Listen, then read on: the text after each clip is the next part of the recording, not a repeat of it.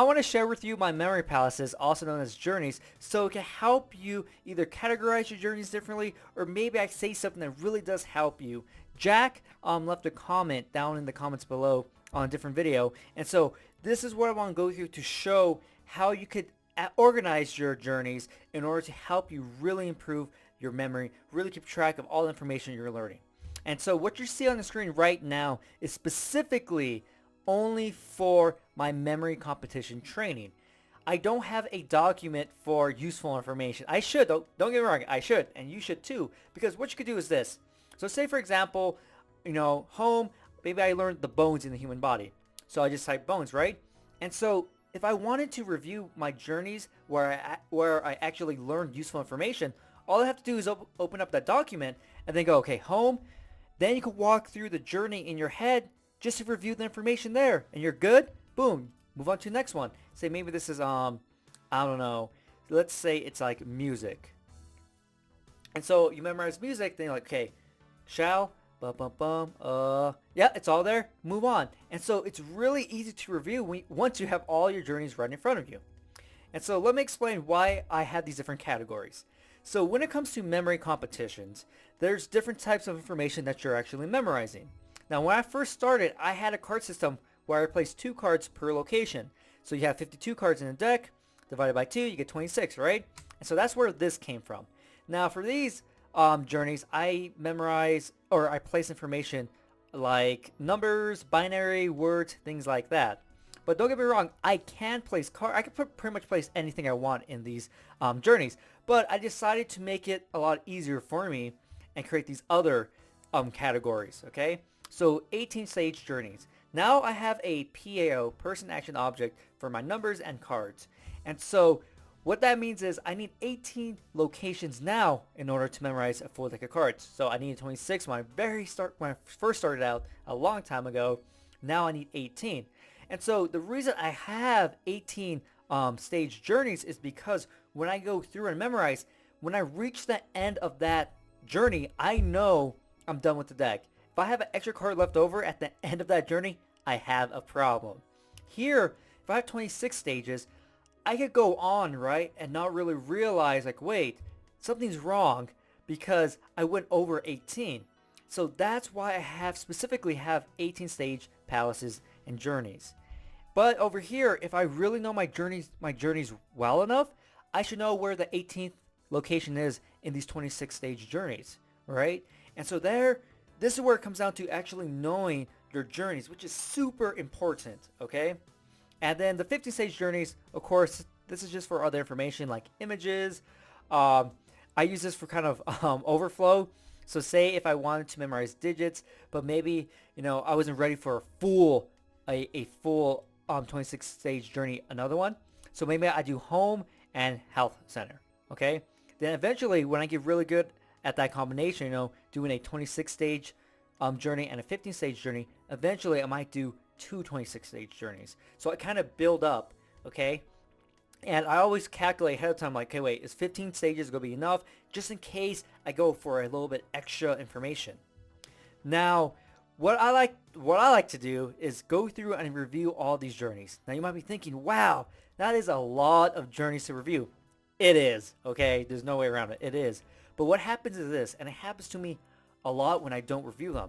So up here, I guess you could say, are my better journeys. Down here are more okay, These ones I have like more feelings for. These ones I kind of created down here.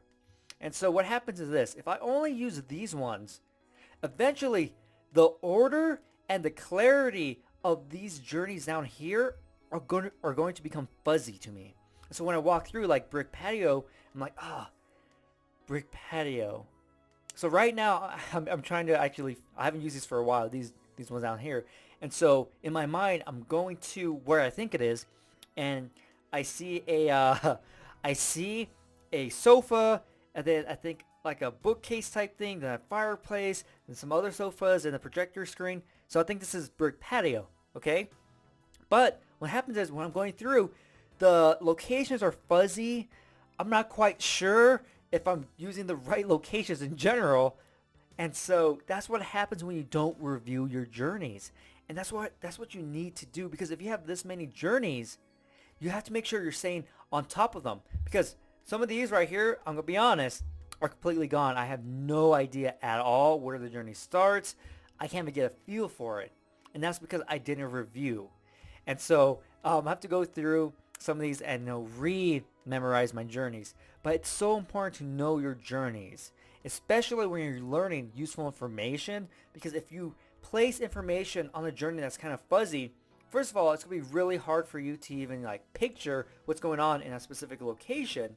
But what's also going to happen is that it's going to be very easy for the information just to slip away like a day or two later, because you didn't even have that clear picture of the location, so your images are kind of shaky already. So a day or two later, you're like, man, I can't remember what's on location, and so you really do want to review.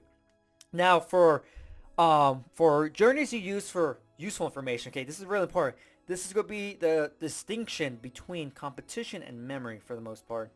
Now, for useful information, you don't want to lose that information, right? Those images that you place in the journeys. You want to keep them forever. Of course, eventually you won't need the journeys or your images at all to recall information, but in the beginning stages, you do. So you want to make sure that journey is specifically for that type or for that piece of information that you're trying to learn. If it's presidents, if it's planets, whatever it may be. Okay?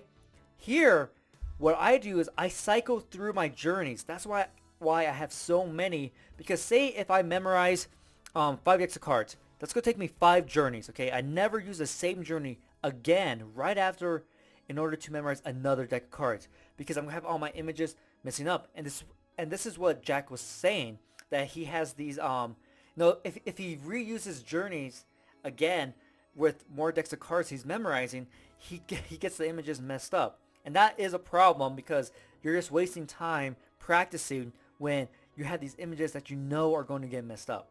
And so say if I use these 5 digits for a deck of cards, okay?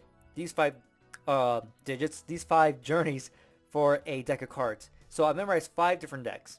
So what I'm going to do is I'm going to let these palaces take a break. I'm not going to use them maybe for 2 days, 2 or 3 days later. So say if I do want to memorize more cards the next day, I know, wait, I used these cards yesterday, or I used these journeys yesterday. Okay, let's move on. I'm going to use these 5 today. And then I would memorize decks of cards using these 5 journeys. And say it's the 3rd day, and I'm like, okay, I want to use these 5 now. Okay, use them, boom. But then the 4th day, I'm like, okay, wait, I can reuse these 5 journeys again because they're clear in my head. I walk through them. I don't see any ghost images. Okay, I can use these again. So that's why I have so many, because in order to practice a lot, and if you've been doing the exercises I've been telling you, you might be using journeys, you might not be using journeys. But when you do practice just in general, when you're not learning useful information, you don't want to be using the same journey or palace over and over and over again. And so I cycle through, because say, I really want to get a deck, at 40 seconds. I might go crazy and just use 20 journeys in one day. Just because every time I failed, I was like, oh, let's go again. Oh, I failed, let's go again. I kept going.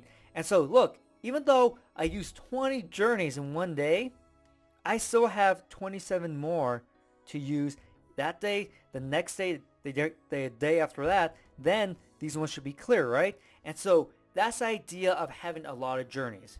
Now, of course, this is for competition memorization, but also you should have just a database of journeys just in case you're learning something and you want to remember it.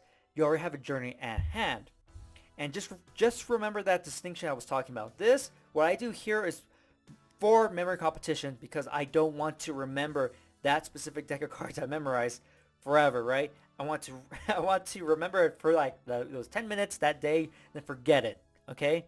So that's why I have so many. But useful information I learned, I want to remember it forever, so I dedicate those journeys for it. So Mario 64, that has the periodic table of elements and the presidents. it's always going to have that information, okay? And so that's what I dedicate that palace I created out of it for, those two things. And so yeah, so that's pretty much my different memory journeys I have, how I use them, why I have so many, how I structure them. So hopefully this gave you a good insight into how you can actually organize your journeys, how you can start creating them in order to meet your needs.